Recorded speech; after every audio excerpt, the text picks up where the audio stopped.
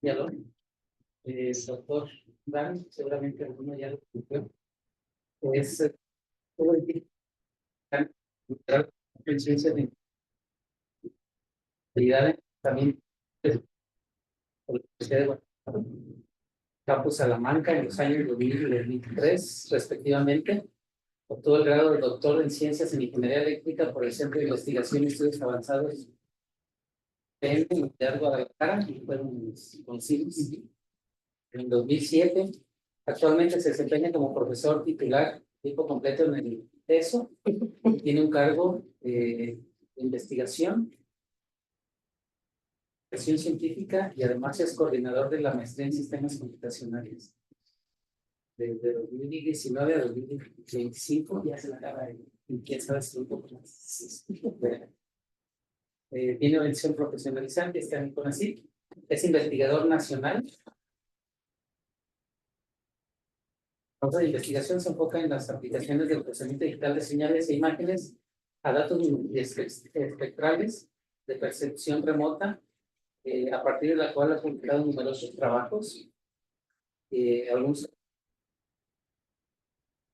miembro fundador, es muy relevante, del capítulo de la Sociedad de Ciencia y Percepción Remota de la sección Guadalajara, el capítulo profesional. El doctor lo inició junto con algunas personas del IPN y algunas empresas. Fue galardonado en 2017 con el reconocimiento como ingeniero del año por parte de la Unión Jalisciense de Agrupaciones de Ingenieros AC por su actividad de voluntariado en la sección Guadalajara del IEEE. Y pues tiene un currículum resumido, aunque es bastante amplio. Pues muchas gracias, doctor Mal. Análisis de datos de inteligencia artificial, un panorama de IEEE. Muchas gracias. Gracias. Pues, buenos días. Pues primero que nada, les agradezco mucho por el tiempo. Siento como que nos va a dar un poquito la espalda cuando todo viene así. Pero gustaría más que nada que fuera una charla un tanto, no sé cómo decirlo, informal en cierta forma, por la finalidad de que ustedes puedan, si tienen alguna inquietud, alguna duda, con toda confianza me puedan decir, pues vaya, vamos a platicar, precisamente esa es la intención. Primeramente, les agradezco mucho por el tiempo, les agradezco muchísimo en general a todos los organizadores del evento por la invitación que me hacen. Algo que a lo mejor por ahí se pasó a comentar, yo estuve trabajando en UDG, estuve trabajando en Cuba también por 4 años, estuve de 2008 a 2011, si no me equivoco. Entonces, pues vaya, estoy empapado de lo que es la universidad y siempre para mí es un gusto el poder venir a la primera vez que vengo a UCED, honestamente. Pero pues sí, es para mí mucho gusto estar aquí con ustedes el día de hoy. Les agradezco mucho por la invitación. Tengo una presentación un poco extensa, voy a tratar de ser muy breve para no alargarme tanto y poder cumplir con el tiempo que por ahí me marcan. Cuando Miguel Ángel hizo la invitación, bueno, que me platicó justamente lo del evento, que es un evento muy interesante, esto del encuentro nacional de expertos en residuos sólidos, y que me decía, bueno, vamos a hacer un tema, o preparar un tema para mostrar una especie de ponencia, no sé, como parte de ese evento. Voy a ser muy honesto con ustedes, se me hizo sumamente complicado el poder encontrar un tema que pudiera ser posiblemente apto, que para ustedes fuera interesante, y más que nada porque hay muchísimas cosas que se pueden platicar. Y el poder resumirlo a una ponencia de 45 minutos, pues vaya que sí es un poco complicado. Lo que hice fue decir, bueno, voy a tratar de platicar algunos tópicos que puedan ser de interés, tratar de resumirlo en 45 minutos de alguna manera, y principalmente, si llega a haber dudas o inquietudes de algunos de ustedes, pues vayan, dejarles mi contacto para que con todo gusto, cualquier cosa en la que pueda apoyarles, pues ahí estaré a la hora para que cosa. Le puse el título como Análisis de Datos e Inteligencia Artificial con un panorama triple. Originalmente quería hacerlo como en 2 presentaciones, pero dije, bueno, vamos a mezclarlo en una sola y a ver qué sale de eso. Por favor, la siguiente.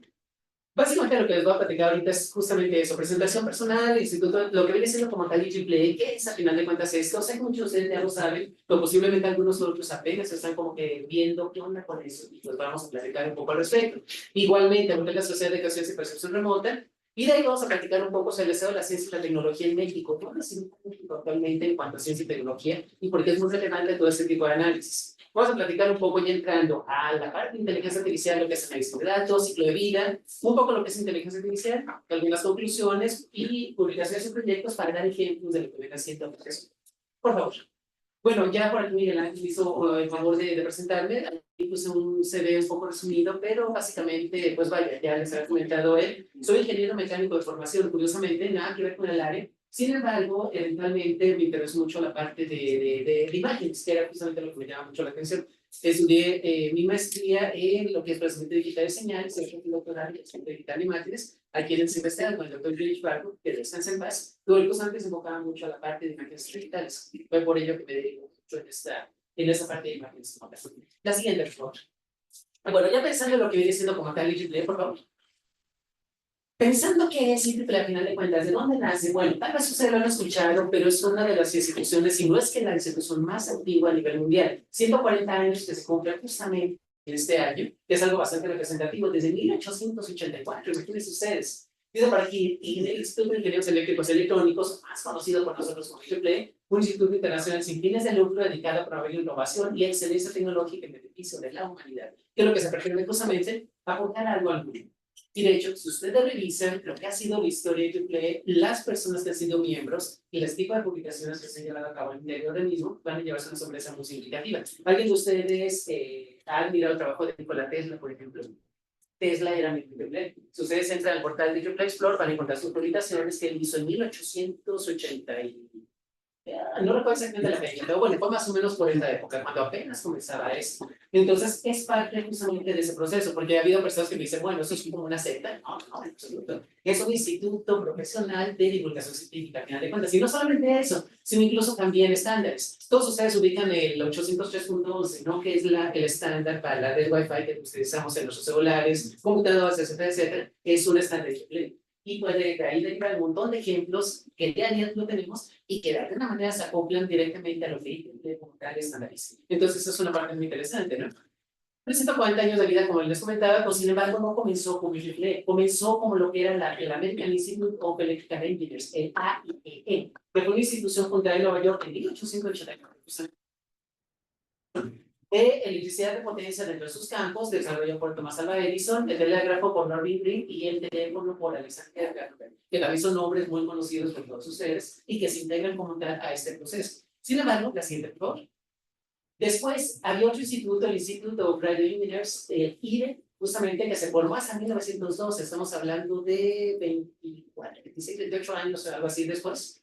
Pues son los experimentos del telégrafo inalámbrico que llevó a cabo Junki, ¿por qué puedo pronunciar ese nombre? Guglielmo Marconi. Bueno, lo ubicamos como Marconi, al final de cuentas. De hecho, ustedes recuerdan los famosos cuartitos de telégrafo que utilizaban los barcos y les llamaban los cuartos Marconi en aquel momento. Por lo mismo, justamente que se tenía esa tecnología de transmisión de datos. Como parte de AIE, que se enfocaba completamente en lo que era el estudio de aplicaciones de radio. Se incrementa su estructura electrónica y comienza como tal a crecer y por lo tanto se convierte en el grupo más fuerte hasta 1957. Estamos pensando que entonces era un grupo muy establecido ya en 1957 como tal. La siguiente, por favor. Pero de esto nos deriva entonces a lo que viene siendo ahora sí, el famosísimo IEEE. Después de la Segunda Guerra Mundial, las dos organizaciones llegaron a ser sumamente competitivas, cada una dentro de sus respectivas áreas. En 1961, los dirigentes de ambas resuelven consolidar las dos organizaciones en una sola. Y justamente de ahí se fusiona como tal el 1 de enero de 1963. Ustedes se fijan, IEEE como tal no es tan viejo, por así decirlo. Pero si nos vamos a lo que fueron las raíces de AIE, que son las 1884, ahí es donde radica los 140 años de vida de la institución como tal. En su fundación contaba con 150,000 miembros, de los cuales 140,000 estaban en los Estados Unidos. Era una cantidad bastante grande, al final de cuentas. Actualmente cuenta con más de 460,000 profesionales unidos por el deseo común de mantener la continuidad del aprendizaje, interactuar, colaborar ellos. Y al final de cuentas, a nivel mundial, que es una de las partes más representativas que maneja como tal IEEE. Obviamente no es el único tipo de instituto, está muy enfocado al área en la que nosotros colaboramos. Sin embargo, que es la asociación para ingenieros mecánicos, es American Association of Mechanical Engineers, si no me equivoco. Esa por ahí también la de la gente de computación, la ACM, que es American Computer Machines, si no me equivoco. Y así solamente, ¿no? Muchas gracias. Hay muchísimas instituciones como tal. Es algo sumamente representativo. Y bueno, ustedes pueden ver los logos originales tanto de A y E como el de I, que se fusionan y pues crean el logo famosísimo que tenemos actualmente en IEEE. La siguiente, por favor. ¿Cuál es la misión que tiene el instituto?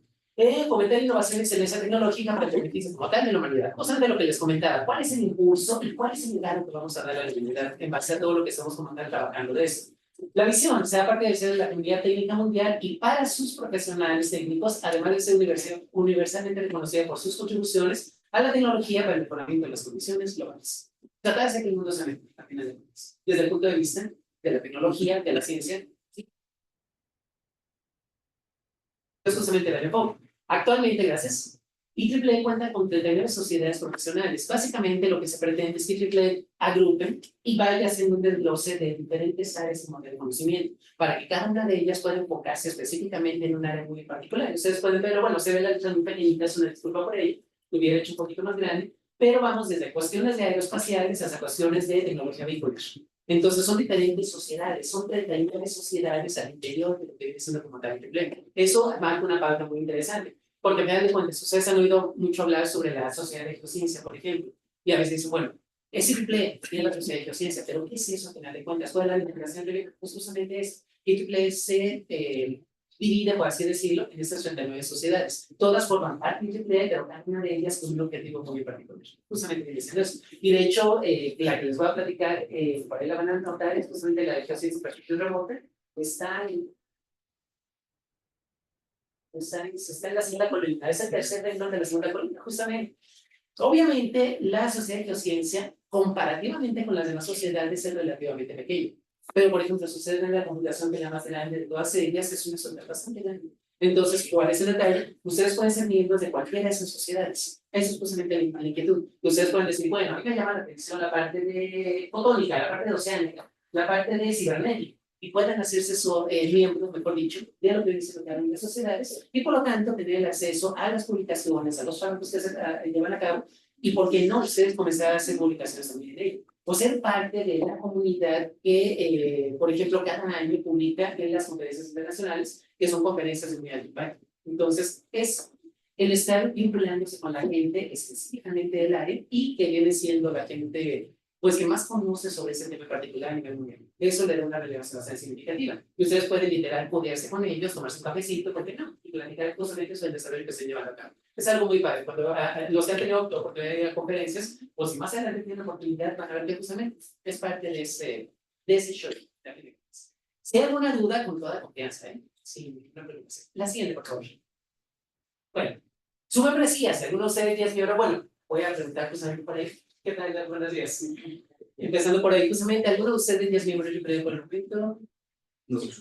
Perfecto, muy bien. ¿Alguien de ustedes tiene inquietud por ahí? ¿O no sabe qué onda? Ah, bien, muy bien. Bueno, si de alguna manera tienen inquietud, pues les pongo justamente el vínculo a lo que es el portal de membresías, en donde IEEE lo que hace es algo muy interesante. Las membresías son anuales, pero sin embargo van junto con el año. O sea, es membresía 2024, 25, 26, sucesivamente. Si ustedes se inscriben ahorita, su membresía va a ser. Entonces, la ventaja que tienen es que justamente como estamos terminando el año, el costo de la membresía es más reducido. Porque van a pagar propiamente nada más 2 3 meses por acción. Hay que 3 meses solamente. Entonces, es una parte muy interesante. Ahora bien, si ustedes son estudiantes, hay un costo bastante significativo, pero una reducción en su costo bastante significativa, que eso les permite tener acceso a una membresía como estudiantes y pagar algo muy pequeño al final de cuentas. Es una parte muy interesante, pues para quienes desde justamente el portal donde pueden revisar información. La siguiente, por favor. La librería digital de empleo, a lo mejor algunos de ustedes ya lo han escuchado, pero es uno de los recursos más grandes con los que cuenta justamente el instituto, que nos da el acceso a lo que viene siendo publicaciones, tanto conferencias como revistas, como libros, estándares, son muchos accesos diferentes y lógicamente todo lo que se está publicando lo tenemos disponible a través del portal y podemos consultar, que es lo mejor para el punto de vista de lo que viene siendo la parte de investigación. Entonces, es algo bastante significativo. Ahora bien, y desde hace algunos años, sus revistas más importantes, bueno, no solamente las revistas más importantes, prácticamente una gran parte de la biblioteca digital ha comenzado la migración a lo que viene siendo el Open Access. Entonces, eso da una viabilidad mucho más adecuada justamente para el acceso a los documentos. Desafortunadamente, hace algunos años, ustedes lo sabían o a lo mejor lo habían escuchado, poder tener acceso a los artículos no era tan sencillo. Sí, por ejemplo, la Universidad de Guadalajara tiene acceso al portal, entonces está en toda, pero quienes no están en la universidad no pueden tener acceso al portal y no pueden tener el artículo completo. Y pagarlo, pues eran costos de $20, más o menos, así, que no era a veces tan sencillo de pagar. Y a mí me pasó en alguna ocasión, veías un artículo, veías el título, pensabas que a lo mejor era el contenido que tú estabas buscando para tu descripción, pagabas los $20, un mes después te llegaba el artículo a tu casa y cuando lo leías, pues te das cuenta de que nada que ver con lo que estabas buscando. Y pues sí, ya ni modo, ya había reembolso. A mí me llegó a pasar. Entonces, sí, era muy desafortunado. Pero sin embargo, el Open Access nos da justamente esa ventaja del acceso a la información, en donde no necesito ser un biblioteca, sino simplemente por el hecho puedo descargar esos artículos, es una parte muy significativa. Por lo mismo, no todos los artículos están así. Y muy importante, lo que viene siendo libros estándares, pues si no entran dentro, pero sin embargo, pues bueno, ahí lo tenemos a través del portal. En este portal de YouTube Explore es donde les comentaba. Si les llama la atención Nikola Tesla, Graham Bell, todos ellos, busquen y van a encontrar sus artículos justamente. Es una parte muy interesante también. Les dejo por aquí justamente el portal. Gracias. Y bueno, a lo mejor algunos de ustedes han oído hablar de lo que es el portal Colabratec. Colabratec es una especie de red social, por así decirlo, que tiene YouTube con la finalidad de poder hacer la conexión entre los diferentes miembros. Se lo recomiendo mucho, principalmente si alguno de ustedes eventualmente quieren comenzar a vincularse, no solamente con estudiantes, sino incluso también con profesionales a nivel mundial. Pueden comenzar a hacerlo a través de este portal, en donde toda la gente que está en el portal, obviamente son miembros de YouTube, estudiantes, profesionales, hay de todo. Hay, por ejemplo, habemos muchas personas que estamos como mentores, que estamos con la apertura de que si alguien necesita un apoyo para un desarrollo, justamente buscar un mentor sobre un tema en particular y si van a encontrar alguien que les puede echar mano. Entonces, es algo muy interesante, comienzan a hacer muchas vinculaciones. Y eventualmente eso puede derivar en, ¿por qué no?, trabajos en conjunto con diferentes profesores a nivel mundial. Entonces, es una parte muy interesante. Y no solamente profesores, sino estudiantes también. El día de mañana conozcan gente, se asocien ustedes a grupos de estudiantes que están con sus mismos intereses y eventualmente, no sé, puedan tener una comunidad mucho más robusta en ese sentido, y en la cual, ¿por qué no hacer reuniones o alguna cosa así? Es algo muy padre. Sí les recomiendo mucho que si son miembros de Triple, no dejen pasar a revisar este portal de Colabratec. Es muy sencillo, voy a poner en Google simplemente Triple Colabratec, o les dejo por aquí el vínculo directamente a ese portal. Cuando ustedes son miembros, ya tienen acceso a eso. Actualicen solamente su CV, pongan sus fotos, sus datos, etcétera, etcétera. Luego es un montón de monerías, hacen concurso, les dan pines, lo que le llaman los badges, según logros que hayan obtenido. Son detalles muy interesantes al final de cuentas, para poder hacer que la comunidad sea mucho más representativa. La siguiente, por favor. Bueno, eso es hablar de Triple. Ahora voy a hablar específicamente de lo que es la Sociedad de Geociencia y Percepción Remota, que es la sociedad en la que está justamente involucrada. La siguiente. Inicialmente se le conoció como el Grupo de Conciencias Electrónicas, formado en 1962, un año antes que IEEE se formara de manera oficial como IEEE. Posteriormente evolucionó como la Sociedad de Geociencias Electrónicas hacia 1978 y 2 años después su nombre cambia por la Sociedad de Geociencia y Percepción Remota, como se le conoce actualmente, el famosísimo GRSS.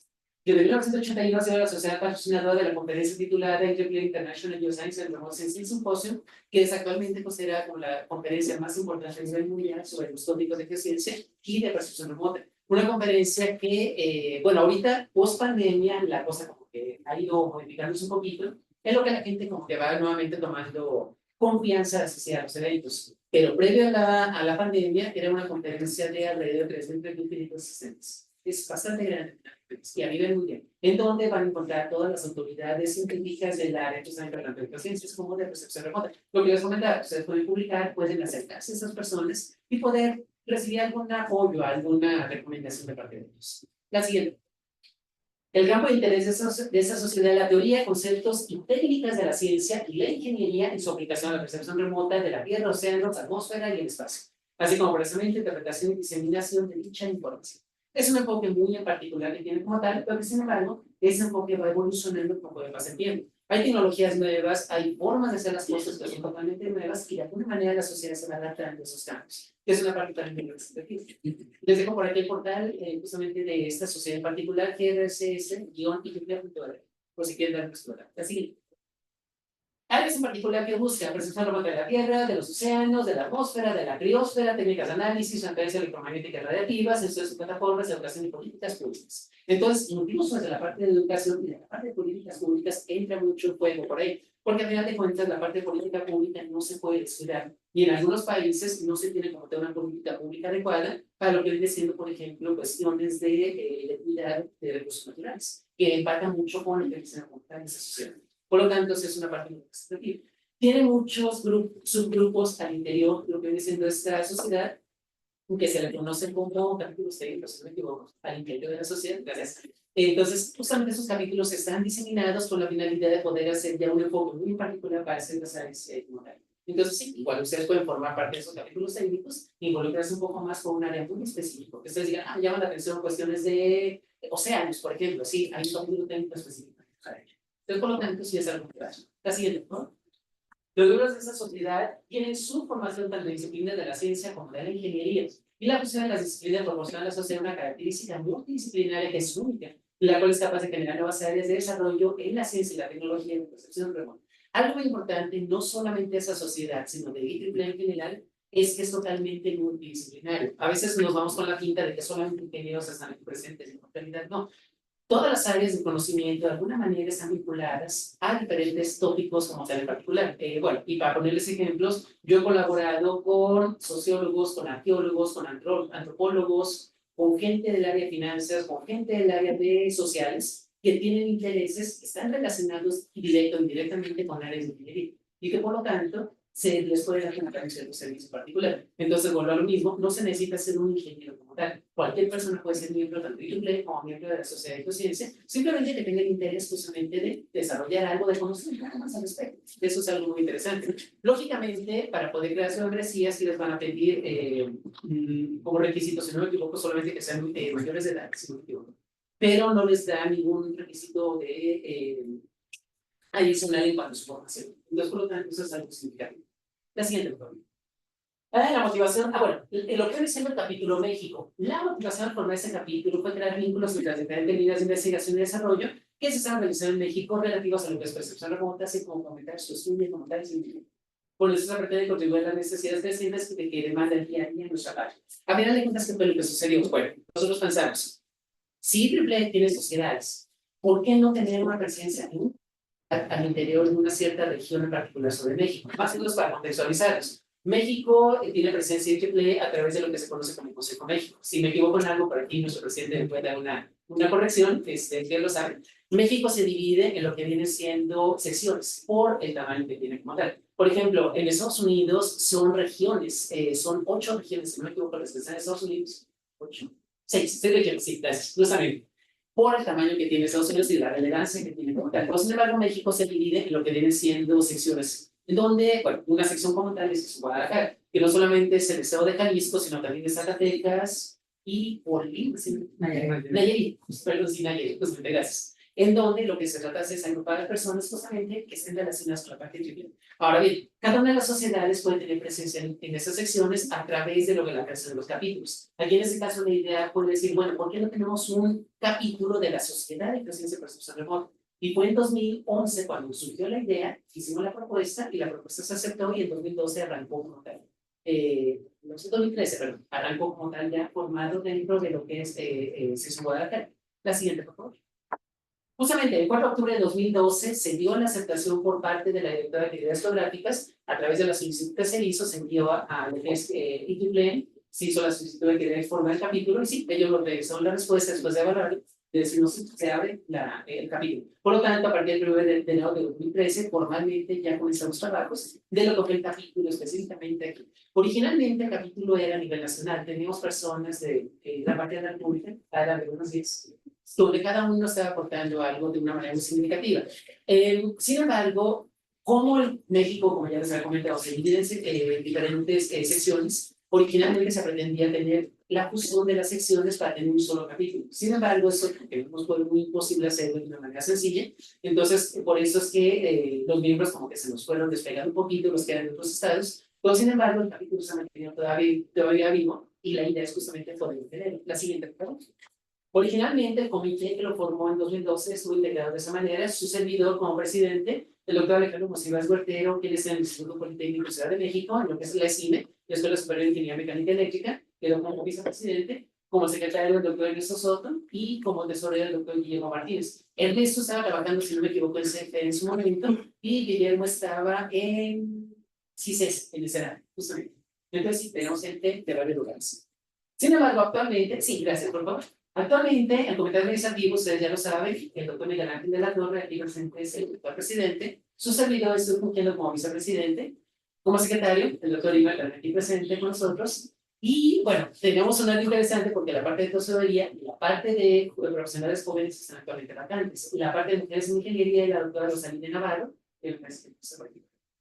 Ok, ¿cuál es lo interesante de eso? Bueno, mujeres en ingeniería y profesionales jóvenes se le conoce como los grupos de actividad de IEEE. se crearon las dos posiciones aquí directamente, lo que viene siendo la sociedad de ciencia, con la finalidad de tener enfoque tanto de la parte de mujeres como de la parte de profesionales jóvenes. Es una parte sumamente representativa. De hecho, en la conferencia de IGARS, no en todos los años, pero en muchos de los años generalmente se hacen eventos de lo que se conoce como WIE, que es Mujeres en Ingeniería, y con el objetivo justamente de poder dar un enfoque distinto de cuál es la percepción de las mujeres o la población que están haciendo a lo que es el desarrollo tecnológico a través de Internet y a través de sus perspectivas sociales. La siguiente pregunta. Pero bueno, ahí están las áreas de posibilidad. Más o menos preguntas concretas. Perfecto. Bueno, me voy un poco a números. Claro, que viene siendo el estado de la ciencia y la tecnología en México. Esta parte va a ser un poquito aburrida tal vez, pero voy a tratar de ser muy breve para no consumir tanto tiempo. La siguiente, por favor. ¿Dónde se ubica México actualmente en cuanto a lo que es la tecnología? Bueno, dice para que el Instituto para la Información Científica realiza anualmente un reporte mostrando las capacidades de investigación e innovación de las 19 naciones y la Unión Europea, que es un miembro del famoso G20, que todos ustedes han oído hablar, no saben qué es como la de G20. Los eventos clave para México correspondientes a 2024, pues aquí están enumerados como tal. México está por debajo del promedio de colaboración dentro de los países del G20. O sea, no somos un país muy colaborativo para decirlo de una manera más sencilla. Los socios que tenemos como tal vienen siendo principalmente Estados Unidos, España, Brasil, Colombia, se ubican en las posiciones 6 y 10. Podemos pensar entonces que Estados Unidos es nuestro principal socio como tal que tenemos. Sin embargo, nos hace falta tener una colaboración mucho más significativa, principalmente entre lo que dicen los países de América Latina. Cuando creamos el capítulo de la Sociedad de Ciencia, una de las cuestiones que tenemos muy en mente y que todavía la conservamos es la vinculación con los diferentes países de América Latina. De hecho, originalmente, el presidente internacional de la Sociedad de Geociencias siempre ha tenido mucho interés. Bueno, se cambia cada cierto periodo de tiempo, pues sin embargo siempre ha tenido la inquietud de que México organice la conferencia, que sea no organizada como México, sino que sea organizada como América Latina, para tratar de hacer justamente ese enlace con los diferentes capítulos que hay en diferentes partes de América Latina. Estamos hablando principalmente de Colombia, Brasil, Argentina y Chile, si no me equivoco. Y la investigación está por debajo del punto 4 de investigadores por mil de personas. Es una cantidad muy pequeña, como tal. El enfoque, bueno, son básicamente los números en general que nos está dando el resumen que nos marca esta sociedad, la siguiente, por favor. Este estudio. Pero, por ejemplo, vamos a pensar en la población en México. Ellos nos marcan que para el año 2023, dentro de su reporte, en la página anterior les dejo una liga, es un genera gráficos interactivos muy interesante, les recomiendo que puedan echar una explorada, incluso se van a preparar algún reporte del Estado actual como de investigación en México, creo que es una parte muy significativa. Esto lo deriva una sociedad que se llama Clarivate, que si no me equivoco son los que desarrollan el Journal Citation Package, el famoso CER, justamente. Entonces, puede ser interesante para muchos de ustedes. Ellos marcan que para 2023 estamos hablando que México tenía 128.456.000 personas. Es un número bastante grande, me dan cuenta. La siguiente, por favor. Ese número, el número de investigadores en 2017 es una estadística un poco más hacia atrás, 54.000 investigadores en todo México. Es un número muy reducido.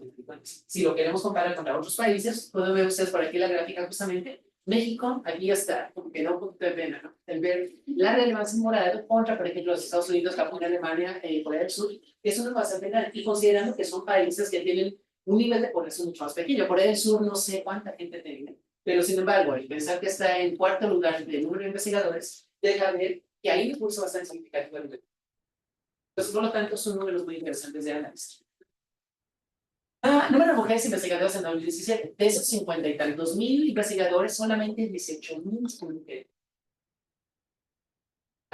Entonces, hay una necesidad, un impulso más fuerte que muchas instituciones, dentro de ellas el UDG, están dando justamente ese impulso. A mí me da muchísima alegría ver a un número tan significativo de mujeres aquí presentes, porque si pensabas hace algunos años, ingeniería generalmente puros hombres. Yo, en lo personal, cuando hice la carrera, tuve una o dos compañeras como máximo. Y ahora ver los grupos de ingeniería, donde hay mucha presencia de mujeres, es muy padre, honestamente. Entonces, qué bueno que se está dando un impulso. Y este número yo sé que irá cambiando eventualmente.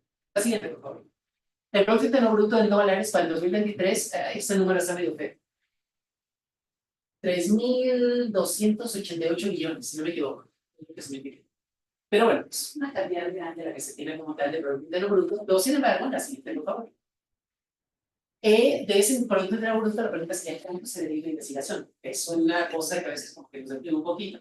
Pero patentes que tenemos para 2022, estamos hablando de 1.815 patentes, en donde igualmente México, si ustedes se fijan, estamos ubicados en una parte muy abajo. contra los chinos, por ejemplo, de la cantidad de publicaciones que tienen, y eso es para 2022. Es una cantidad bastante significativa. Aquí en la parte de abajo viene justamente cuáles son las fuentes que ellos utilizaron para poder generar esos gráficos, para poder validar que en efecto son datos como reales. Tal vez algunos de ellos un poco antiguos, pero sin embargo son de todo. La siguiente, pues. Número de publicaciones para 2023, el año pasado, estamos hablando que México generó 180,000 publicaciones, en donde los mexicanos tienen una posición bastante baja en cuanto a la comparativa con otros países. La Unión Europea, lo que viene siendo China, la parte principal en el continente, y lo que viene siendo los Estados Unidos, pues la relación más significativa en cuanto a nivel de publicaciones. La siguiente.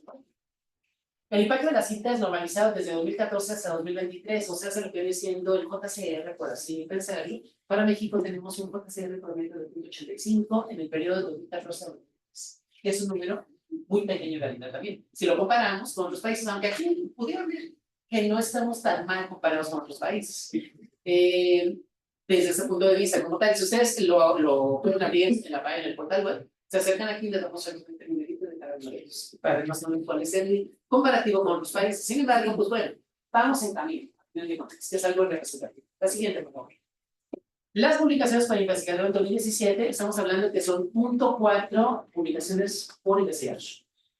Nos deja ver la carencia que tenemos en cuanto a publicaciones, nos deja ver la cantidad de pequeños investigadores que tenemos, nos deja ver la colaboración que tenemos, que eso es algo muy positivo, porque al final de cuentas, esto no solamente indica que no estamos publicando, no es eso necesariamente, sino más bien que estamos teniendo colaboraciones entre nosotros, y que un artículo generalmente no lo hacemos uno solo, sino hacemos un grupo de personas que nos vinculamos y trabajamos para sacar un artículo particular.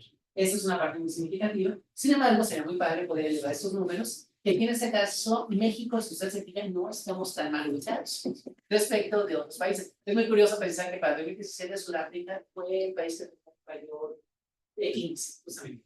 La siguiente, por favor. Ahora, el impacto de cifras normalizado por publicación de 2014 a 2023, ese gráfico ya es un poco más complicado, en el sentido de que les está dando a lo largo del tiempo cómo fue ese impacto de cifras normalizado, cómo fue variando en cuanto a lo que dice, por ejemplo, el moradito, que es el que nos interesa a nosotros, se mantuvo más o menos en promedio, subía, bajaba, pero más o menos se mantenía. La siguiente, por favor. La tendencia en publicaciones internacionales y de acceso público desde 2014 a 2023, tuvimos justamente un pico en donde nos vinimos un poquito abajo por ahí de 2021. Aquí una parte muy interesante. Puede pensarse que la pandemia, algo que derivó como positivo, el hecho de estar trabajando en casa, derivó mucho en un enfoque a la parte de investigación. Que también esto es algo muy relevante. Perdón, las pantallas se apagan. Pero bueno, tenemos acá la presentación de este lado. La siguiente, por favor. Impacto por disciplina y por publicación de 2014 a 2023. Muchas gracias.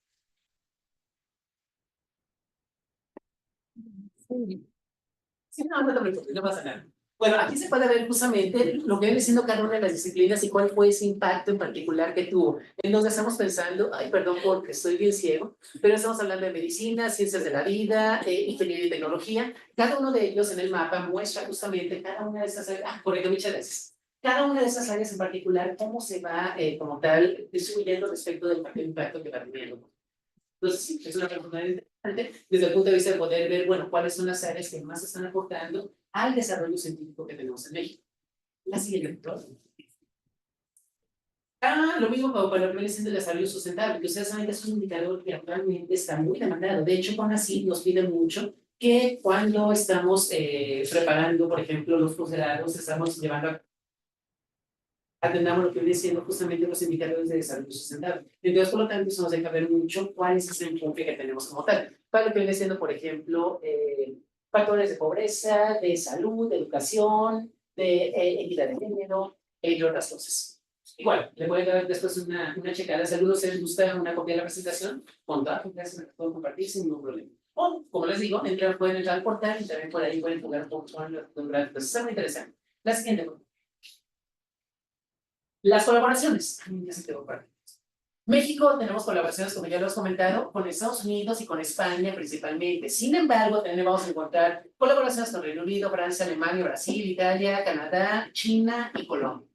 Dentro de los principales socios, para así llamarlo claro. no tan fuerte como lo tenemos con Estados Unidos o con España, pues, sin embargo, sí, mucho deriva también del hecho de que algunos investigadores hacen sus doctorados fuera del país y generalmente se crean ese tipo de vínculos. Pues, sin embargo, no todos estudiamos fuera del país, pero hemos tenido la oportunidad de colaborar con gente fuera también de él. Y aquí es donde IQP entra como un juego muy significativo para poder hacer ese tipo de vinculaciones. La siguiente, por favor.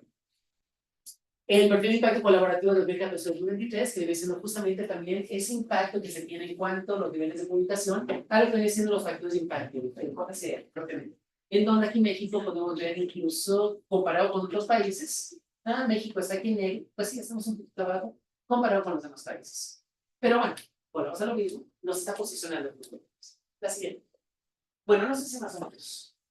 Sí, ok, perfecto. Análisis de datos. Yo ahora sí entrando un poquito más en materia de lo que viene siendo entonces la parte de inteligencia artificial y lo que viene siendo el análisis de datos, la siguiente. La pregunta interesante, ¿qué es un dato? Alguien de ustedes me dar una definición de dato. Pero vamos a pensar en lo siguiente. Imagínense que llega ahorita un niño de 5 años y les pregunta, ¿qué es un dato? ¿Qué le dirían a ese niño? Importante, no se vale pregúntale a tu mamá, pregúntale a ChatGPT o pregúntale a Google. ¿Qué le dirían a ese niño? ¿Qué es un dato?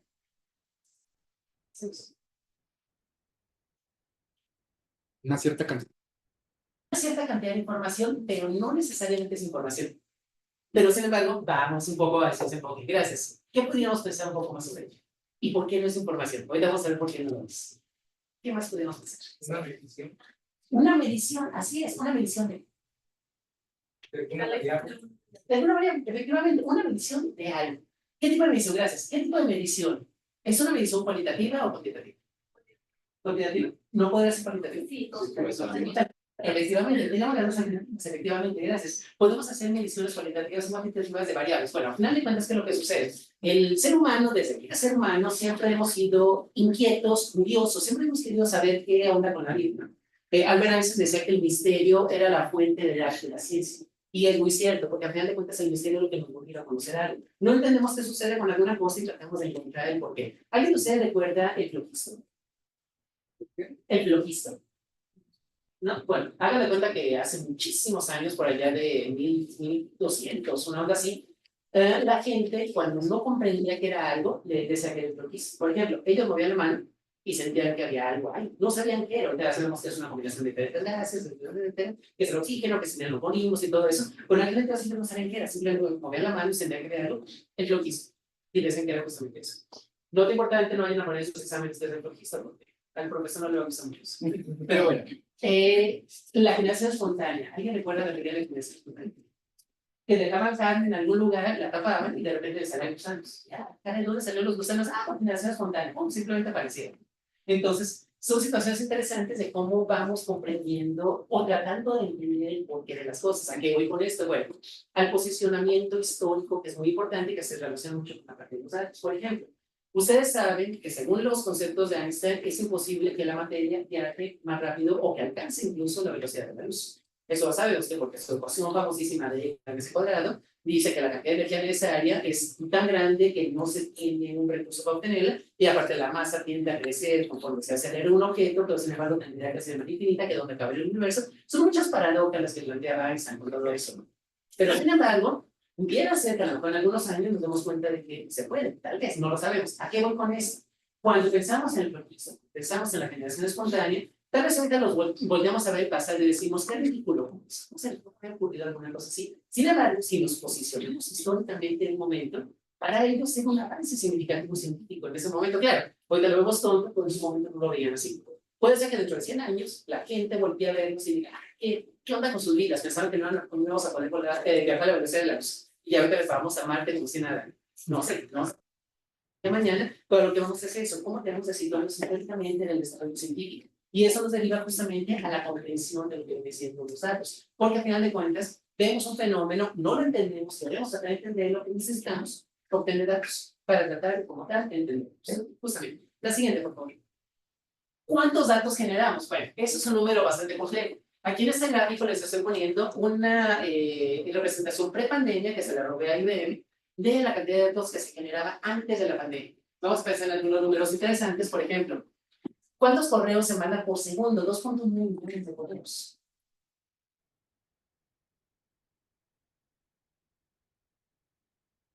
bastante grande, pero no necesariamente, porque estamos hablando de antes de la pandemia. ¿Qué pasó después de la pandemia? La siguiente, por favor. Pues resulta que los números han cambiado de una manera bastante abrupta.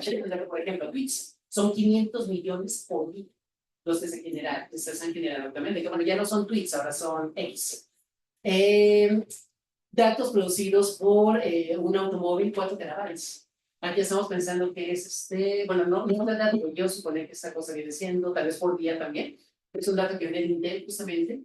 3.9 billones de usuarios de correo electrónico, 294 billones de correos enviados por día. Entonces, son cantidades sumamente grandes. Estamos pensando que ahorita podemos recopilar datos absolutamente de todo. Eso se le conoce como proceso de datificación, que propiamente toda nuestra vida se convierte en una generación de datos.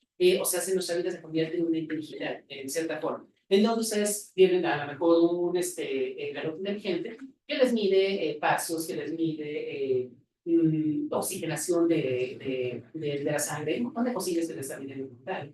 Todo eso está dando un seguimiento a lo que hacemos el día con día. Algunos de ustedes tienen una casa inteligente, en donde el refrigerador les dice, se te acabó la leche, te hay que comprar. O incluso también tengo que hay algunos que se conectan a Amazon y piden un litro de leche y toda la cosa, ¿no? Entonces, estamos dando un seguimiento digital. Tenemos cámaras de vigilancia por todos lados, en un punto, y eso de alguna manera nos está dando una pauta interesante de lo que sucede en el día con día, pero sin embargo la complejidad de cómo trabajar con todos esos datos. La siguiente es por entonces, por lo tanto, hay diversas definiciones relacionadas con el concepto de ciencia de datos, que podemos generalizarlo como que administra, manipula, extrae e interpreta conocimiento a partir de un extenso volumen de datos. O sea, queremos hacer que los datos tengan relevancia, para decirlo de una manera sencilla. Es totalmente multidisciplinar porque podemos encontrar datos de toda naturaleza y es una serie de teorías técnicas empleadas para investigar y analizar una gran cantidad de datos. ¿Cuál es el objetivo que se tiene con esto? Chequear el dato. Proporcionar herramientas útiles en el proceso de toma de decisiones en áreas de aplicación que comprenden ciencia, ingeniería, economía, política, finanzas, educación, entre otras. Lo que queremos a final de cuentas es tomar una decisión adecuada en base a los datos que tenemos. Antes de la pandemia, tuve fue el gusto de que me hicieron una invitación a muchas gracias. Una invitación por parte del gobierno del estado a una propuesta, una iniciativa que se tenía aquí en un momento que desafortunadamente la pandemia la echó por tierra, pero lo que se pretendía era que todo secretario de Estado de Jalisco tuviera una persona experta en la parte de ciencia de datos o analítica de datos para poder ayudar a la toma de decisiones de cualquier decisión que tomara la Secretaría de Estado y que no se tomara la decisión solamente por ¿qué vamos a ver? Como generalmente sabemos que desafortunadamente pues, pasa. Porque tenemos socavones, porque ha habido tantos problemas en la ciudad, pues a veces la decisión no se toma de la manera más adecuada. Entonces, la idea era justamente que una persona experta en esto pudiera aportar un apoyo significativo a la toma de decisiones. Para esto, el gobierno del Estado trajo una persona de Google directamente en Estados Unidos y él nos comentaba que para que este proyecto se pudiera desarrollar, Jalisco necesitaba producir alrededor de 1,000 estudiantes por año del área de ingeniería o del enfoque que sería ciencia de datos, inteligencia artificial, todo eso. La pregunta sería, ¿de dónde saldrían esos 1,000 estudiantes? Se estuvieron haciendo números, había gente de UCI, en ese momento, y viendo más o menos así como que abajo de poder, estaban muy avanzados para poder generar esa cantidad de ingenieros. Entonces son áreas de oportunidades muy significativas. Desafortunadamente la pandemia nos trajo en ese momento, pues aquí ya no se siguió el proyecto, pero lo que voy a decir es eso, hay mucha oportunidad para todo ese trabajo. La siguiente, de todas esas áreas de conocimiento, pues bueno, tenemos obviamente las ciencias computacionales, la matemática y obviamente la estadística que no la podemos esperar en la siguiente. Voy a comenzar a acelerar un poquito ya por cuestión de tiempo. A final de cuentas, la ciencia de datos, ¿qué es? Definición de diccionario.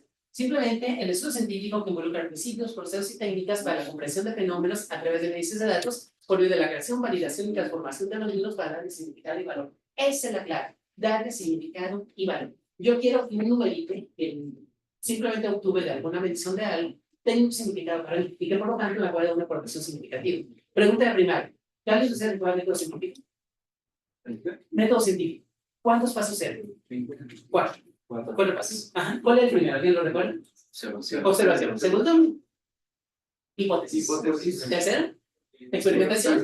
Y cuarto, la división de la ley. A final de cuentas, sí, exactamente. Método científico lo que vamos aplicando justamente a lo que viene siendo la intencionalidad de comprender los datos. Observación, cuando yo identifico un problema que quiero resolver. Hipótesis. Una hipótesis es justamente un supuesto para dar una solución a ese problema. Experimentación es comprobar si la hipótesis que planteé es válida o no es válida, y finalmente con ello llego como tal a una conclusión. Obviamente, desde el punto de vista científico, toda hipótesis es adecuada. Aunque yo la deseche, es una hipótesis adecuada. Tienen de cuentas, claro. No será muy padre que tu tesis sea una hipótesis que tú deseches, como que no será muy bonito, ¿no? Yo planteé esto y al final tú lo tengo que decir. Perdón. No tenemos tanta prisa, ¿eh? Sí. Te podemos escuchar sin. Correcto, gracias. ¿Cuánto me puedo pasar de luz? De hecho, tenemos hasta las 12:45 sin ningún problema. Y tenemos todo el tiempo para las preguntas. Y después de eso, haciendo la pausa, aprovechen para después de esto invitarlos al módulo donde se seguirá la siguiente conferencia del funcionario que viene de León. ¿Sí? Entonces, tenemos tiempo. Perfecto, gracias. Ya está, y un poco más de gracias. Sí, aún así, tomando en cuenta que el es que luego está bien rápido. Muchas gracias. Muy bien. Pero bueno, ese proceso final de cuenta científico. Entonces, en la ciencia de datos siempre lo vamos a estar aplicando, hace por totalmente necesario que lo llevemos a cabo para tratar de, obviamente, obtener un resultado cada vez más adecuado. Y como les comentaba, llegar a la toma de decisiones basada en una decisión totalmente fundamentada y evitar escenarios que desafortunadamente puedan llevar a derivar a problemas significativos y que cuando se busque qué fue lo que sucedió, simplemente sea, tomó la decisión porque pensamos que iba a ser alguna cosa así. Les voy a platicar una anécdota personal, que no debería, pero bueno. Sí. Antes de hacer mi maestría, estuve trabajando cuando terminé la carrera. Yo soy de Salamanca, Guanajuato. Salamanca, según ustedes lo saben, es una zona industrial. Tenemos una refinería y muchas empresas como tal por ahí. Yo estuve trabajando mis prácticas profesionales como ingeniero mecánico en una empresa que se dedicaba a la, hacíamos fertilizantes e insecticidas. Era propiamente el enfoque. Originalmente era lo que se conoce como Fertimex. Hace muchísimos años que era para eso tal. Después se vendió, se hizo privada y pues bueno, yo trabajo en esa empresa, hacemos los fertilizantes. En el año 2000, por ahí van a encontrar información si la buscan en Google, tuvimos un accidente muy fuerte en Atlanta. Un reactor donde se estaba preparando un insecticida. Es un insecticida altamente tóxico, pero no era venenoso para el ser humano, afortunadamente. Simplemente el reactor explotó y pues toda la nube de este gas, por los vientos dominantes que estaban en ese momento, se fue hacia la ciudad y pues ya se imaginarán el caos que se hizo. A un grado de que la empresa no pudo sobrevivir. 3 años después, más o menos, la empresa se vino a quiebre completamente, por lo menos que no pudo salir adelante. Cuando se hizo el análisis, se dio cuenta de que todo fue por un error, vaya, algo absurdo que no debió de haber ocurrido. Y que esto derivó, pues, vaya, un problema muy significativo. Alguien quiso ahorrar un poco de dinero a la empresa, tomó una decisión incorrecta y pues derivó en un problema significativo como este. ¿Qué es lo que sucede? Hagan de cuenta que un reactor es como una olla de presión donde ustedes hacen los frijoles. Ustedes saben que tienen una cabecita que está liberando la presión como tal. Es algo similar, pues esta cosa es una cosa grande todo. Tiene una válvula, bueno, tiene una válvula, mejor dicho, donde se coloca un disco de ruptura que se le llama, que es un disco de carbono. Es un disco muy delgadito que si ustedes lo fijan con el dedo lo van a romper. Va con la finalidad de que si se sobrepresiona esta cosa, se rompe el disco y pueda salir por ahí la sobrepresión. Simplemente va con eso. Sin embargo, los discos de ruptura por ser de carbón están calibrados y por lo tanto llegan así costosos. Y alguien dijo, bueno, no tenemos el presupuesto para comprar discos de ruptura, pues ponle la placa de teflón. Si alguno de ustedes ha visto lo que es el teflón, es altamente duro. Si ustedes lo raspan con una navaja, no lo van a romper. Es muy duro. Entonces puso el disco de teflón y pues eventualmente sucedió, desafortunadamente. El reactor se sobrepresiona, no tiene por dónde liberar la presión y pues explota esa cosa. Problema adicional, no se tenía una línea de desfogue del reactor, por lo tanto todo salió dañoso. Problema peor todavía, a un lado de ese reactor el material se llamaba malatión. A un lado estaba un reactor de un material que se llama paratión. El paratión es altamente venenoso. Y después del análisis se dieron cuenta de que el reactor de paratión tenía discos de ruptura de perfectamente. Afortunadamente no fue el otro reactor que falló, porque ahí se hubiera sido una cosa muy fea. ¿A qué voy con esta anécdota? Cuando se toman las decisiones de una manera no informada, en base a un cierto supuesto, aquí en este caso, desafortunadamente fue un operador que se hizo fácil y dijo, bueno, no pasa nada si hago eso. Su supervisor no dio un seguimiento y causó un problema bastante significativo, no solamente para la empresa, sino para toda la ciudad en general. Entonces, marco mucho una pauta. Ustedes buscan accidente de Tekken en el 2000, les tratan mucha información en Google. Uy, se los aseguro. Pero bueno, a lo que voy a es la necesidad de la toma de decisiones basada en el análisis y poder orientar bien una toma de decisiones para evitar ese tipo de escenarios. Entonces, por lo tanto, siempre va a ser muy importante. Ustedes me pueden decir, bueno, Lo que yo hago no va a poner en riesgo a gente, sí, posiblemente. Pero sin embargo, puede ser que a lo mejor el día de mañana lo que tú haces se derive en otra investigación que tal vez se ponga en riesgo a una persona o una cosa así. Entonces, por lo tanto, la necesidad de siempre poder tomar decisiones de manera correcta y siempre respaldados por lo que viene siendo una analítica de datos. Puede ser que el análisis de datos no nos dé la verdad absoluta y no nos vaya a dar la mejor solución, pero por lo menos ya tomamos una decisión fundamentada en los hechos que tenemos y no simplemente por una mera corazonada. No sé si me lo entienden con eso. Entonces, ese es el enfoque o la motivación de esto. La siguiente, por favor. Entonces, por lo tanto, para la toma de decisiones, tenemos lo que viene siendo la parte de ingeniería de datos y la parte de ciencia de datos. ¿Cuál es la diferencia? Un ingeniero de datos entiende lo que son los datos, puede de alguna manera comprenderlos, hacer su análisis, entender sus comportamientos, ver qué es lo que está pasando con los datos, cómo evolucionan, pero un científico de datos puede echarse un clavado en los datos propiamente para poder hacer inferencias, generalizaciones, estimaciones a futuro, lo que es un pronóstico propiamente. Entonces, básicamente, los enfoques que tenemos y que nos deriva, como dice por ahí, a la toma como tal decisiones, a lo que le llaman el DDD, o el Data Driven Decision Day. Entonces, es el enfoque que tenemos con esa sociedad, que es la siguiente, por favor. Entonces, por lo tanto, hace un rato, por ahí alguien me comentaba que un dato era una información, no necesariamente, un dato, al final de cuentas, es un dato crudo. Es simplemente un valor, ya sea un número, ya sea una cualidad. Siempre le pongo a mis alumnos el ejemplo, imagínense ustedes una boya en el océano, que está tomando mediciones de un montón de cosas. Está la bollita muy contenta en la parte del océano flotando y tiene un montón de sensores, temperaturas, presiones, humedades, temperatura del mar, todo lo que ustedes se les ve en el. Está la boya, monitorea cada hora, toma una lectura y la almacena en una base de datos. Entonces, el sensor que tiene la boya no sabe qué está midiendo, simplemente está midiendo una diferencia eléctrica que se da entre un punto y otro punto, alguna cosa así, y genera un valor. Y eso es todo. Pues eso no sabe cuánto puede ser valor, simplemente genera su número y se almacena. Eso lo conocemos como un dato crudo, que nosotros obviamente tenemos que interpretar ese dato para saber qué significado va a tener al final de cuentas. Por lo tanto, tenemos que saber lo que viene siendo la generación de los datos, que sería investigarlos, crearlos, recolectarlos o descubrirlos en base a un experimento que estamos llevando a cabo. Cuando yo le pongo nombre y apellido a ese dato, o sea, no sé si les tocó la maestra de primaria, que cuando les ponen un problema, no sé, tienes 3 manzanas y te comes 2, ¿cuántas se quedan? Pues tú decías, pues tengo 3, me como 2, me queda 1. Y le pones una. Y luego te decía, pero una que, un perro, un gato. No sé si les pongo así. Que siempre te decían, una manzana, tenemos que poner, ¿no? Es algo similar. Cuando le ponemos a un dato su apellido, por así decirlo, tiene su nombre en dato, su apellido viene siendo qué es, cuál es el factor de medida que estamos llevando a cabo. A eso lo conocemos como información, justamente, porque ya lo estamos enfocando específicamente a algo. Ya le estamos dando un cierto significado en particular. Sin embargo, eso nos puede derivar a lo que viene siendo el conocimiento, que sería justamente cuando yo tengo una gran cantidad de datos, entender qué son todos esos datos. Los analizo, saco estadísticos, puedo saber sus comportamientos, puedo saber cuál es la temperatura que va teniendo el mar a lo largo de los días y de esa manera puedo entender más o menos cómo se está comportando el clima en ese momento. Me puede ayudar a entender, a lo mejor, no sé, las corrientes oceanográficas del océano en ese momento, alguna cosa así, que puede derivar otras cosas, pues sin embargo ya estoy teniendo un panorama mucho más amplio. A eso se le conoce como conocimiento. Y finalmente la sabiduría es lo que me derivaría a poder hacer interpretaciones. Me puede decir, ¿puedo estimar la temperatura que va a tener el mar dentro de un mes? Sí, posiblemente, en base al histórico de datos que tengo, voy haciendo ese análisis y voy a ver haciendo ese. Entonces, más o menos sería como el proceso que va teniendo los datos. Aquí es donde entro la parte muy interesante. Para que yo les tanto conocimiento como sabiduría, tenemos técnicas estadísticas, pero también tenemos a las famosísimas técnicas de inteligencia artificial. La siguiente, por favor. Pues a final de cuentas, hacia la siguiente. Un ciclo de vida muy básico está enfocado en esos 6 pasos, que es una propuesta muy interesante que yo en lo personal la considero muy significativa y que está muy vinculada con el método científico.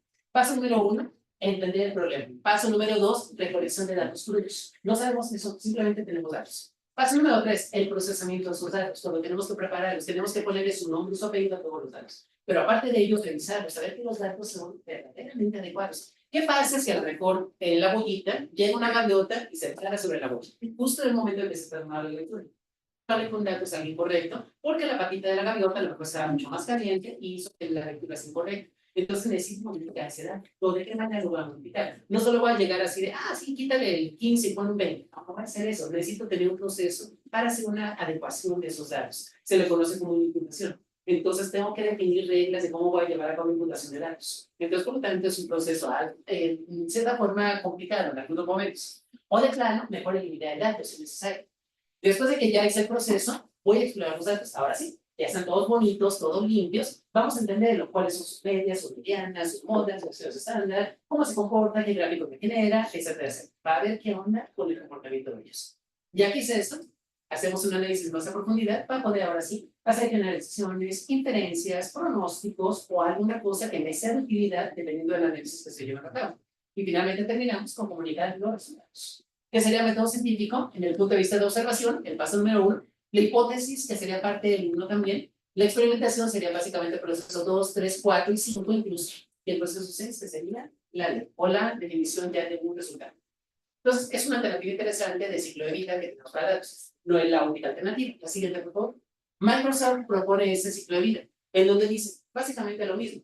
Tenemos lo que es la comprensión del problema, que ahí lo ponen como business understanding, la adquisición de datos y su comprensión, el modelado, y lo que viene siendo ya el obtener un resultado en particulares. Pero él dice, tú puedes interactuar entre ellos. Si estás en la etapa de recolección de datos, tú puedes estar ya para hacer modelado. O lo mismo, si estoy en la etapa de modelado, puedo necesitar datos adicionales y los puedo comenzar a tener. Entonces, puedo ir haciendo interacciones entre ellos para tener un modelo para tener más adecuado. Es una alternativa más interesante, un poco más compleja, pero sin embargo es una alternativa también buena que plantea, al final de cuentas, Microsoft para ese proceso de datos. ¿Cómo? La siguiente, por favor. Entonces, ¿cuál es el significado de los datos? ¿Qué es lo que quiero entender de todo esto? Primero, ¿qué sucede? Posteriormente, ¿por qué sucede? Que sería la parte descriptiva, ¿qué sucede? La parte de diagnóstico, ¿por qué sucede? La parte predictiva, ¿qué podría suceder? Y la parte prescriptiva, ¿qué necesitaría hacer?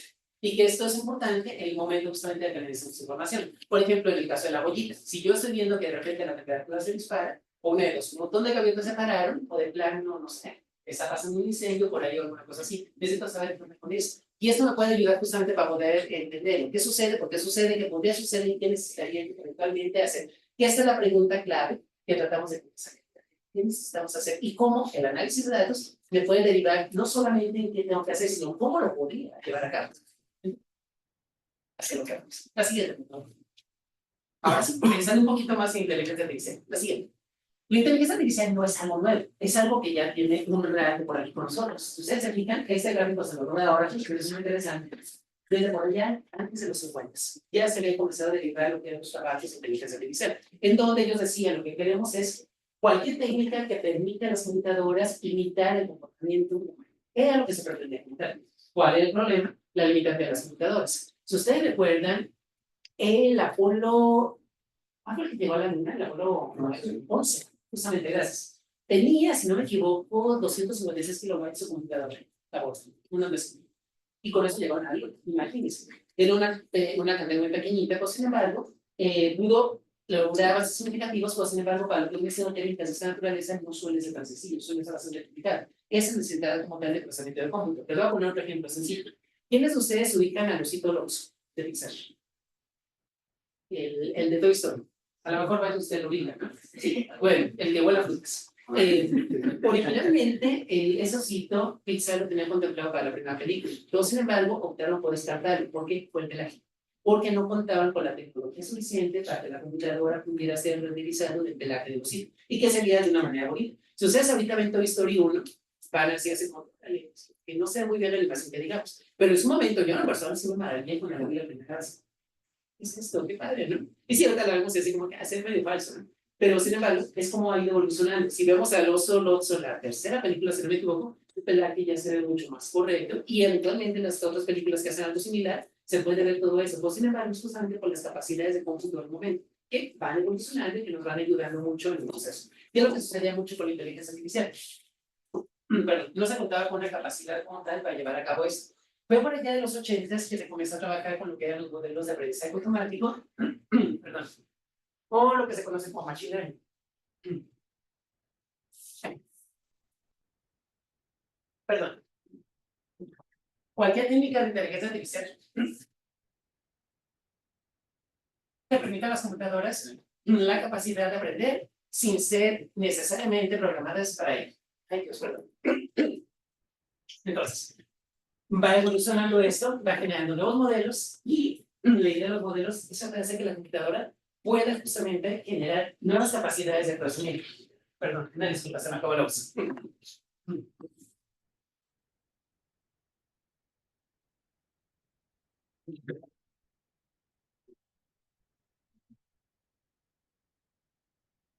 Y esto nos deriva por ahí del 2010, más o menos, en donde llegamos ya a lo que es el deep learning, la aprendizaje profundo, en donde básicamente estamos tomando un subárea de lo que es machine learning, pero en donde estamos utilizando ya cómputo unificado. Estamos haciendo que las redes sean cada vez más complejas para poder obtener resultados mucho más adecuados, dependiendo del tipo de problemática que estemos analizando. A final de cuentas, lo que queremos es eso, que la computadora trate de limitar el comportamiento humano para llegar a la solución de un cierto problema en particular. Tal vez algunos de ustedes recuerdan cuando IBM desarrolló la computadora que jugaba ajedrez por allá de los 80, si no me equivoco, que jugó contra este señor, se fue su nombre, iba a decir Gasparín, no sé, Gaga, no, Gaga de las marcas. Bueno, era un ruso que era, sí, un ruso, que era muy bueno jugando ajedrez y la computadora le ganó. Justamente utilizando ciertas técnicas que le ayudan. Tengo entendido porque un alumno que tuve que trabajar conmigo, él me comentaba que no había sido un modelo basado en inteligencia artificial. Era un modelo estadístico, simplemente era mucho más básico. Pero sin embargo, ahorita tenemos inteligencia artificial muy avanzada que ustedes ya la conocen y que la tenemos día a día, que estamos operándola en cualquier parte de nuestra vida y que nos ayuda justamente con las decisiones y nos aporta de una manera muy significativa. La siguiente, por favor.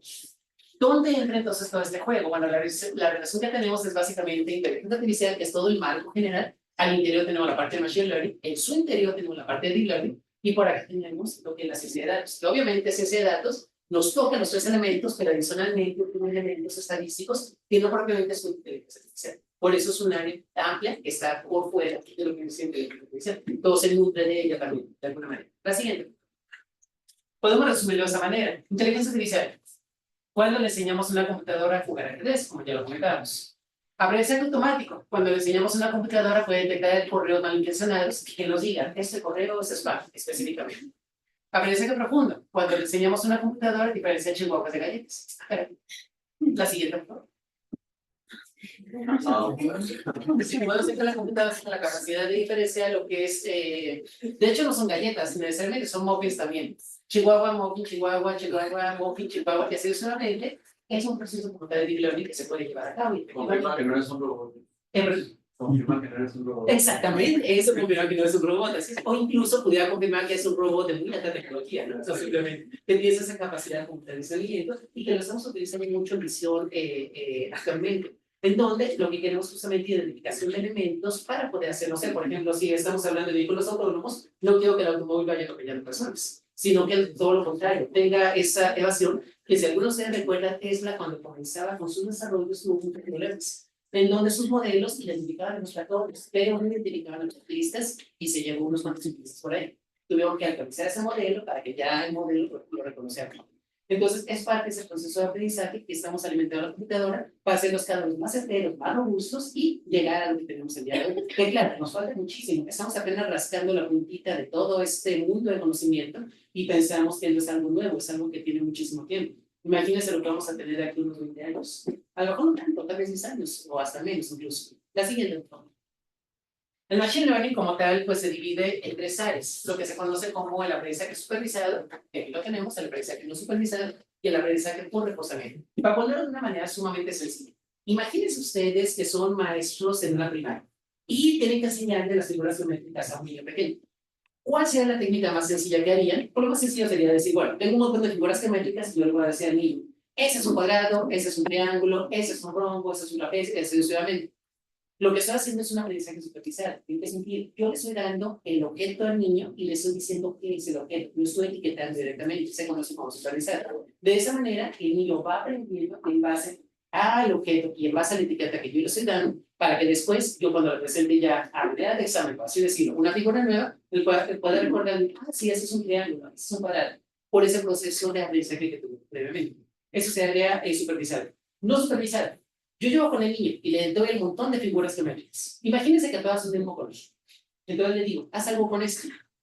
Pudiéramos pensar que el niño a lo mejor lo que va a comenzar a hacer es tratar de organizarlas, no sé, por grupos, en donde a lo mejor sería por la cantidad de lados. Los que tienen 3 lados, los que tienen 4 lados, los que tienen 5 lados, y hacen grupitos. A esos grupos les llamamos clusters, que es lo que hace un modelo no supervisado, clusteriza. El modelo no sabe qué es eso. El niño no sabe que eso es un triángulo, que eso es un cuadrado, un rectángulo, pero sabe que tienen elementos en común. Entonces, una clusterización es básicamente lo que hace, y se conoce como un aprendizaje no supervisado. cuál de los dos es el más adecuado, depende completamente de la naturaleza del problema que yo esté analizando, y por eso aquí nos marca diferentes aplicaciones. Por ejemplo, para el supervisado, que lo podemos hacer como clasificación o regresión, serían diferentes alternativas como clasificación de imágenes, retención de clientes, diagnósticos, pronósticos, predicciones, optimización de procesos o nuevas alternativas. Para el que viene siendo supervisado, reducción de dimensionalidad o la parte de clustering, lo que les comentaba. Tenemos descubrimiento de estructuras, comprensión significativa, visualización de Big Data, sistema de recomendación, mercados objetivo o segmentación de clientes. Esa parte de segmentación de clientes es muy interesante.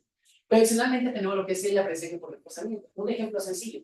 Y no sé si alguno de ustedes llegó a tener un profesor, a lo mejor aquí los dejé, al menos en el ITE, eso sí los hay, desafortunadamente, que en un examen, una respuesta es correcta, te la pone bien. Si una respuesta la tienes incorrecta, te la pone mal, pero aparte te la pone bien. No sé si les ha tocado eso. Qué bueno. Porque si en el ITE social nosotros como profesores sí hemos tenido muchas quejas, pero bueno, es más o menos como es esa pensamiento. Algo bien, te va a dar un incentivo, justamente, gracias. Haces algo mal, te voy a dar un incentivo, que sería una penalización, por así decirlo, ¿no? Entonces, básicamente lo que haces, ¿en dónde se aplica todo eso? De estudios en tiempo real, lo que viene siendo inteligencia artificial para videojuegos, tareas de aprendizaje, lo que es adquisición de habilidades o navegación de robots. Entonces, por lo tanto, son enfoques muy diferentes, pensando justamente solo en Machine Learning y sus tres áreas como tal. Bueno, la siguiente, por favor. Aplicaciones, pues bueno, aplicaciones podemos tener un montón. En donde podemos tener viajes, salud, ventas, créditos, y lo que viene siendo seguros, automatización, redes sociales, mercadeo, entre un montón de cosas adicionales. La siguiente, por favor. Y bueno, la ciencia de datos, como ya lo comentamos, es totalmente multidisciplinaria. Entonces tenemos Machine Learning, tenemos Deep Learning, tenemos Data Mining, tenemos análisis de bases de datos, visualizaciones estadísticas, reconocimiento de patrones, entre todo. Hay un montón, hay un mar de diferentes aplicaciones. La siguiente, por favor. Bueno, a manera de conclusiones, ya para ir terminando, bueno, tenemos dos enfoques como tal entonces. En lo que viene siendo la inteligencia artificial desde el punto de vista de la academia, donde ustedes de alguna manera están involucrados, la academia lo que pretende al final de cuentas desarrollar en base a ellos soluciones en particular. La siguiente, por favor, que sería el enfoque que tenemos en la industria. En donde la industria no está en un desarrollo científico, es la solución como tal, es algo práctico. ¿Cómo solucionamos un problema en particular de una manera rápida y sencilla? Y que nos dé una solución basada en datos que nos vaya a solucionar el problema que tenemos de la mejor manera que podamos obtener. Entonces, digamos que es el enfoque que vamos a tener dependiendo de la aplicación que tengamos. Ustedes pueden tener ambos enfoques, por supuesto, dependiendo mucho de su área de especialidad. La siguiente. Ya para terminar, me interesa mostrarles muy rápidamente unos ejemplos de publicaciones que están enfocados justamente a lo que viene siendo trabajo de inteligencia artificial. Este trabajo se presentó ahora hace dos meses, no me equivoco, en julio pasado, en la ciudad de Atenas, en Grecia. Es uno de mis alumnos del ITESO, que es el modelado de comportamiento de los aerosoles temporales de 23 años aquí en la zona metropolitana de Jalisco. Información lleva, ¿saben? Lo que te comentaba, que es básicamente cómo podemos modelar el comportamiento que han tenido los aerosoles temporales aquí en la zona metropolitana, cuál ha sido la relevancia que ha tenido y cómo de alguna manera con eso se puede entender un poco ese comportamiento de los aerosoles al interior de lo que viene siendo nuestra zona metropolitana. ¿Han oído hablar ustedes de lo que es el polvo de sal? La famosísima arena de sal, que aunque no lo aparente, nos llega aquí a México. De hecho, en algunas partes del sureste mexicano tiene una afectación muy significativa del polvo de sal. Es simplemente el desierto de Sahara sube a ciertas capas de la estratosfera, si no me equivoco, viaja y cae en el océano por ahí. Y eso afecta cultivos, afecta flora, fauna, un montón de relevancia. A nosotros nos pega tanto, como por ejemplo, algunas islas del Caribe, dígase República Dominicana, Puerto Rico, Cuba, toda esa zona es altamente afectada por lo que se puede hacer. Y ese tipo de análisis puede ayudar justamente para entender cuál es el comportamiento de los aerosoles ante una zona y ver de alguna manera cómo poder tomar ciertas medidas en particular. La siguiente, por favor. Bueno, fue publicado por una persona que todos ustedes conocen, precisamente por Miguel Ángel, también allá en Atenas, lo presentaron por ella, que si no me equivoco fue tomografía eléctrica para lo que viene siendo agricultura de precisión, algo así. También enfocado precisamente a esa área como tal. Muy bien, gracias. De todas formas, les dejo en la parte de abajo el vínculo directamente al portal de Flexflow, por si alguno de ustedes quieren revisarlo, que de hecho ya están publicados. La siguiente, por favor. Este método, bueno, es un método un poco más teórico, pero sin embargo, la finalidad de esto es poder hacer un análisis para que viene siendo redes neuronales enfocadas a la solución de ciertos problemas en particular. Aquí en este caso, lo estamos enfocando a la solución de un problema que tenía uno de los alumnos de doctorado que tuvimos en el ITESO, donde él estaba tratando de ver cómo poder mejorar el proceso de fabricación de papel, pero para tratar de optimizar a través justamente del uso de técnicas de inteligencia artificial que ayudara a que las máquinas se calibraran de una forma en que pudieran aprovechar el papel al máximo. Y eso se traduce obviamente en un ahorro significativo a la empresa que lo trabaja. La siguiente, por favor. Y bueno, este es un trabajo de uno de mis alumnos de doctorado también, que él está generando un modelo de lenguaje de señas mexicano. O sea, a lo mejor ustedes escuchan, el lenguaje de señas es distinto en el habla hispana, entre los países. Pues hace una persona que habla el lenguaje de señas en México lo hace de manera diferente a Colombia, Argentina, así sucesivamente. La idea de este modelo que desarrolló fue a través de una cámara, cuando una persona está hablando con lenguaje de señas, que en tiempo real va a hacer una traducción utilizando justamente técnicas de deep learning. Él se mete mucho con técnicas de transformers también, que es algo que se me de moda ahorita en deep learning, justamente. Por él les dejo también el vínculo al respecto. La siguiente, ¿no? Y algunos de los proyectos que estoy trabajando actualmente en ITESO, si algunos de ustedes tienen algún interés de ello, con toda confianza y con todo gusto podemos platicar. Y es básicamente 4 líneas que estoy trabajando por el momento. Análisis de datos para la extracción de conocimiento a partir de modelos multidimensionales de percepción remota, muy enfocado en lo que viene siendo procesamiento de imágenes satelitales en su mayoría. Número 2, estudio de la ética y la normativa aplicada a los desarrollos de inteligencia artificial en México, que es un tema que abordamos a partir de hace un año más o menos, que es justamente la parte de la ética donde se queda y cómo lo podemos integrar aquí, porque desafortunadamente México no tiene una política de ética enfocada a la parte de inteligencia artificial. Y se vincula mucho con el tercer proyecto, que viene siendo modelo de aprendizaje para el reconocimiento de sonidos, imágenes y videos generados por modelos de IP. Creo que ustedes han oído hablar de lo que son modelos de IP, en donde generan videos, audios, sonidos, en donde simulan personas que no lo son en realidad. Y eso ha tenido problemas bastante fuertes. Originalmente su enfoque era un poco más a la parte de mercadotecnia o a la parte de entretenimiento, pero desafortunadamente se está utilizando para cuestiones políticas, cuestiones incluso de bullying entre la gente. Y es algo bastante fuerte. Hubo el caso de una chava a la que sus compañeros generaron un video pornográfico con su cara, le causó una depresión tan fuerte que la llevó a suicidio. Entonces son problemas fuertes en realidad. Entonces, ¿cómo poder detectar cuándo un video es falso, cuándo un video es verdadero? ¿Cómo tener un sistema de alerta al respecto es para que el proyecto que abordamos? Y finalmente, análisis fotográfico de documentos en español antiguo por medio de aprendizaje profundo, que es básicamente la idea de poder tomar un documento escrito en español antiguo, estamos hablando de documentos de hace 400 años, y poder traducirlos de manera automática por medio de un OCR y por medio de un sistema de deep learning que puede interpretar los símbolos a lo que sería un español moderno base de estudio. Y son básicamente 4 proyectos que por ahí, como tal, les hago casi de mejor. Y pues bueno, de manera muy general, la presentación que tengo para el día de hoy, les dejo por aquí lo que son mis 2 contactos, mi correo de ITESO, mi correo personal que tienen, y pues solamente me resta pues agradecerles nuevamente por el tiempo, por el espacio, y pues no sé si hay alguna duda que me interesa. Sí, por favor. A ver, primeramente agradecerle la charla que nos está dando, felicitar al comité organizador por la calidad de ponentes que están.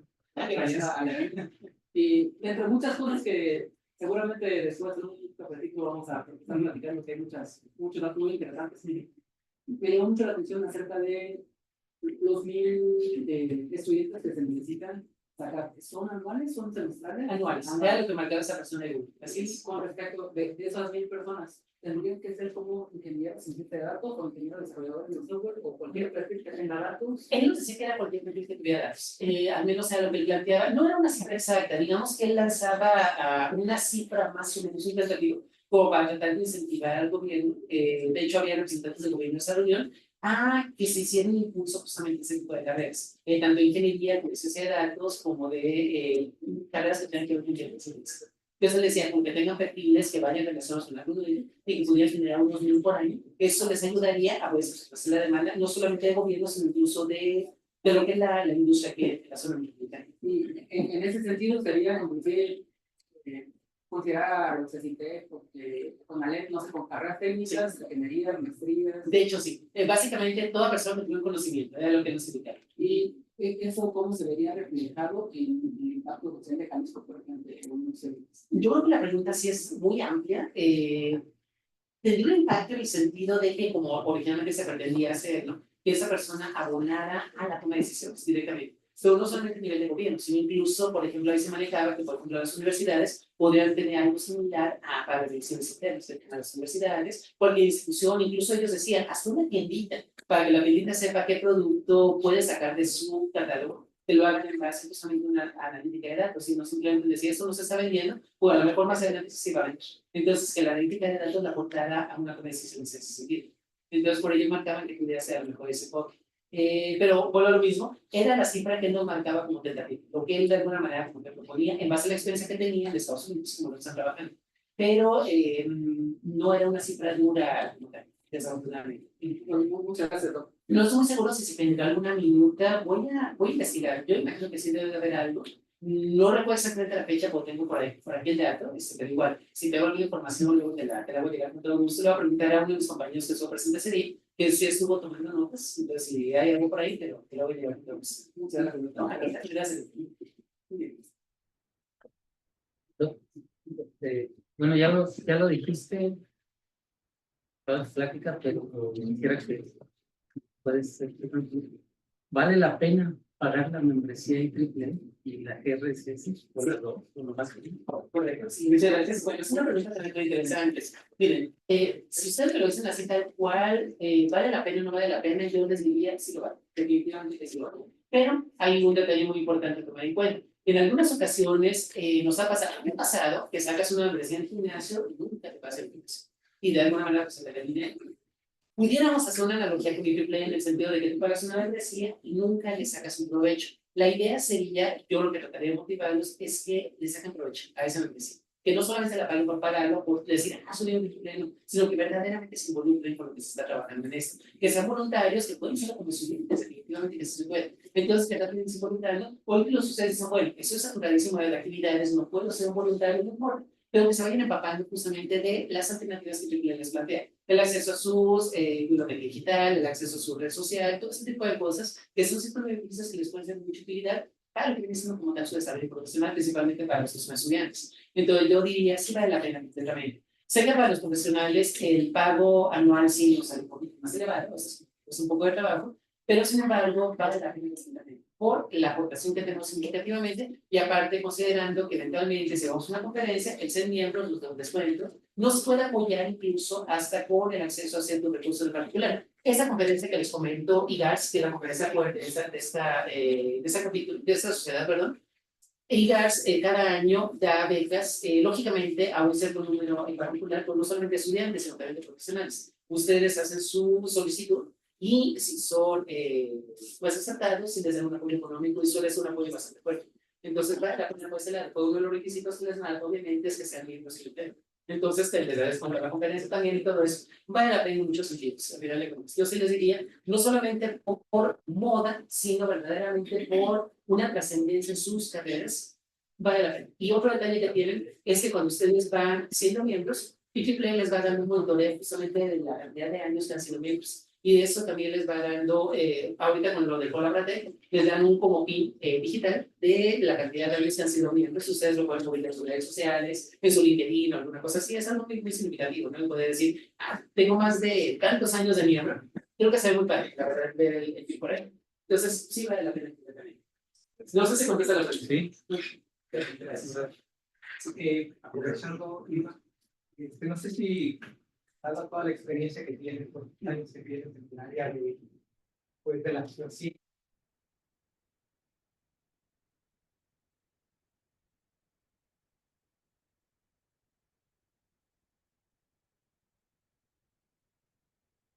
Bueno, sí, justamente como el ejemplo que les ponía, desde el punto de vista ambiental se puede desarrollar muchísimo, por ejemplo, que son modelos de propósito, y con la finalidad de que sean modelos que sean cada vez más enteros, en la manera y cómo, no solamente realizar información, sino como pueden generar estimaciones a futuro. Que a final de cuentas, creo que para la parte de monitoreo ambiental siempre nos preocupa mucho el poder entender qué es lo que está pasando y qué es lo que pudiera llegar a pasar en el futuro. Entonces ahí es donde enseña mucho el juego ese tipo de aplicaciones. Por ejemplo, podemos hacer técnicas estadísticas, que suelen ser muy interesantes, porque sin embargo en algunas ocasiones no son tan robustas como un modelo de inteligencia artificial pudiera darnos un enfoque mucho más adecuado para obtener una decisión mucho más certera.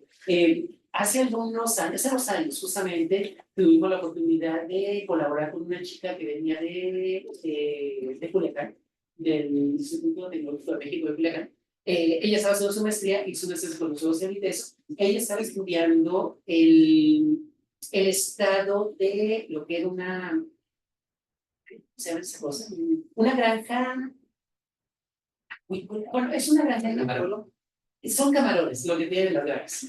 Y justamente lo que ella quería hacer, o el proceso que estaba llevando a cabo en su maestría, era cómo poder analizar las condiciones de los estanques donde tenían los camarones, para tratar de que los camarones estuvieran más contentos y por lo mismo, pues vaya, fuera mucho mejor la granja como tal, ¿no? Pudiera producir camarones de mejor calidad y todo eso. Todo lo hicimos con un modelo de machine learning. Justamente en ese caso, para poder hacer unas estimaciones, lo comparamos con un modelo basado en estadísticos y vimos que sí, en efecto, un modelo de machine learning nos da una alternativa mucho más adecuada y era mucho más robusto el status. Eso lo que pretendía hacer era que eventualmente generar un modelo que ella pudiera aplicar en todas las granjas acuícolas, se le llama allá en la zona de Sinaloa, y por lo tanto pudiera mejorar sus producciones. Entonces, claro, no es algo medioambiental como todo, bueno, que sí tiene mucha relación. Entonces, sí, sí tienen juegos muy interesantes